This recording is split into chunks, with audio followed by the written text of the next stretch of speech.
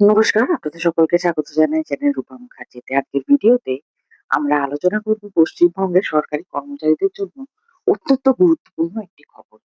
পুজোর আগে কি সত্যিই সরকারি কর্মীরা অতিরিক্ত 20% ডিএ পাবেন? অক্টোবর মাসে বেতন কি আগেই অ্যাকাউন্টে চলে আসবে? আর দ্বিগুণ বেতন কথাটার আসল অর্থ কি? সবকিছু সহজ ভাষায় জানবো এই ভিডিওতে। সম্প্রতি পশ্চিমবঙ্গ সরকারের পক্ষ থেকে একটি বড় ঘোষণা সামনে এসেছে। জানানো হয়েছে দুর্গাপুজোর আগে সরকারি কর্মীদের আর্থিক স্বস্তি দিতে চাই যে অক্টোবর মাসের বেতন আগাম দেওয়ার পরিকল্পনা করা হয়েছে। পাশাপাশি অতিরিক্ত 20% মহার্ঘ ভাতা বা ডিএ কার্যকর করার কথাও ঘোষণা করা হয়েছে। এখন থেকেই চারিদিকে অর্থাৎ সোশ্যাল মিডিয়ায় শোনা যাচ্ছে দ্বিগুণ বেতন পাওয়া যাবে। কিন্তু এখানে একটি বিষয় পরিষ্কার করে নেওয়া দরকার। এর অর্থ এই নয় যে বেসিক বেতন হঠাৎ দ্বিগুণ হয়ে যাবে। বরং পুজোর আগে যদি অক্টোবরের বেতন আগাম দেওয়া হয় এবং একই সময়ে অতিরিক্ত ডিএর অর্থও যোগ হয়, তাহলে কর্মীদের হাতে স্বাভাবিকের তুলনায় অনেক বেশি টাকা একসঙ্গে পৌঁছতে পারে। সেই কারণে অনেক প্ল্যাটফর্মে অর্থাৎ সোশ্যাল প্ল্যাটফর্মে ডবল টাকা বা দ্বিগুণ টাকা শব্দ ব্যবহার করা হয়েছে। ঘোষণা অনুযায়ী অতিরিক্ত 20% দিয়ে অক্টোবর মাস থেকে কার্যকর করার পরিকল্পনা রয়েছে। একই সঙ্গে অর্থ দপ্তরকে নির্দেশ দেওয়া হয়েছে যাতে দুর্গাপূজার আগেই অক্টোবরের বেতন কর্মীদের অ্যাকাউন্টে পৌঁছে যায়।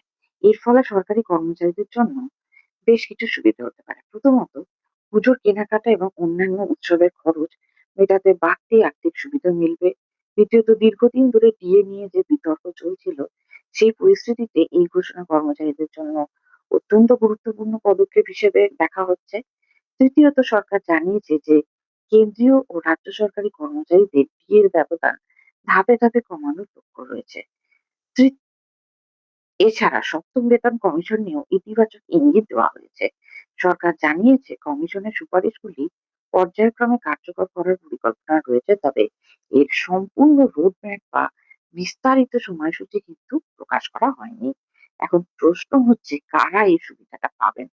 বর্তমান ঘোষণার ভিত্তিতে রাজ্য সরকারি কর্মচারীরা এই সুবিধার আওতায় থাকবেন। পেনশনভোগীদের ক্ষেত্রেও ডিএ সংক্রান্ত সুবিধার উল্লেখ বিভিন্ন প্রতিবেদনে করা হয়েছে।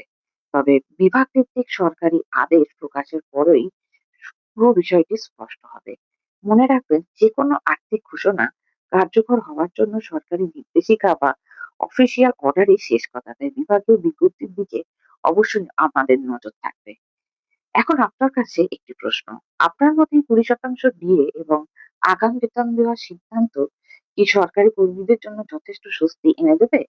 নাকি ভবিষ্যতে আরো পদক্ষেপের প্রয়োজন রয়েছে? কমেন্টসে অবশ্যই আপনার মতামত জানান। ভিডিওটি যদি ভালো লেগে থাকে তাহলে লাইক করুন, শেয়ার করুন এবং আমাদের চ্যানেলটি সাবস্ক্রাইব করতে ভুলবেন না। পশ্চিমবঙ্গের সরকারি চাকরি, ডিএ, পে কমিশন, শিক্ষা এবং নিয়োগ সংক্রান্ত দীর্ঘ আপডেট সবার আগে পেতে আমাদের সঙ্গে থাকুন। ধন্যবাদ। নমস্কার।